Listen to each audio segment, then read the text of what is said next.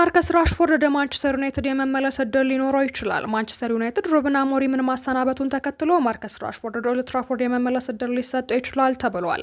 እንግሊዛዊ ኮከብ በአሁኑ ጊዜ በባርሴሎና በውሰት ላይ ቢሆንም እስከ 2028 ድረስ ውል አለው።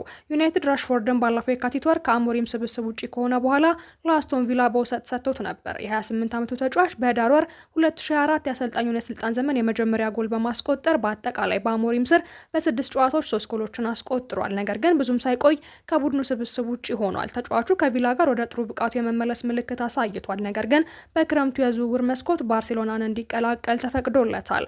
ራሽፎርድ ከካታላን ክለብ ጋር ለመቆየት ያለውን ፍላጎት ቢገልጽም አሞሪም ከዩናይትድ መልቀቁ የአጥቂውን የወደፊት ህይወት ሊለውጥ ይችላል ተብሏል። ሊያም ሮዘኒየር የቼልሲ አሰልጣኝ ሆኖ ተሾመ። ቼልሲ ሊያም ሮዘኒየርን ዋና አሰልጣኝ አድርጎ መሾሙን አስታውቋል።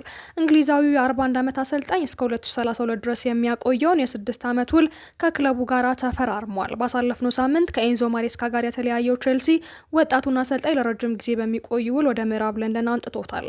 ሊያም ከፊርማው በኋላ የቼልሲ እግር ኳስ ክለብ ዋና አሰልጣኝ ሆኜ በመሾሜ እጅግ በጣም ክብር ይሰማኛል። ይህ ክለብ ዋንጫዎችን በማሸነፍ የሚያኮራ ታሪክ ያለው ክለብ ነው ሲል ተደምጧል።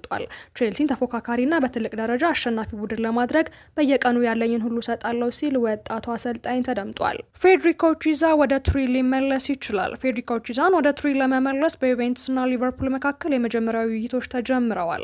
የጣሊያኑ የክንፍ ተጫዋች ወደ ቢያንኮኔሪ ለመመለስ ያለውን ግልጸኝነት ከሰሙ በኋላ ዩቬንቱስ ባለስልጣናት ተጫዋቹን ለመመለስ ፍላጎት እንዳላቸው ገልጸዋል። ቀዮቹ በጥር ወር ሁለተኛ አጋማሽ ድርድር ለመጀመር ፈቃደኛ የሆኑ እንደሆነ ለማወቅም ፍላጎት አሳይተዋል። በአሁኑ ጊዜ ቺዛ በአፍሪካ ዋንጫ ላይ እየተጫወተ ያለው የመሐመድ ሳላህ አለመኖርና የኢዛክ ጉዳት በመደራረቡ በአጥቂ አሰላለፉ ውስጥ አንድም ተጫዋች ማጣት አይችልም።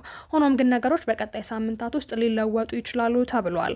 በ2024 ለሊቨርፑል በ12 ሚሊዮን ዩሮ እና በ3 ሚሊዮን ዩሮ ጉርሻ የተሰጠው ፌዴሪኮ ቺዛ ባለፉት አንድ ዓመት ተኩል ጊዜ ውስጥ 34 ጨዋታዎችን አድርጎ 4 ጎሎችን ሲያስቆጥር 5 ለጎል የሚሆኑ ኳሶችን አመቻችቶ አቀብሏል።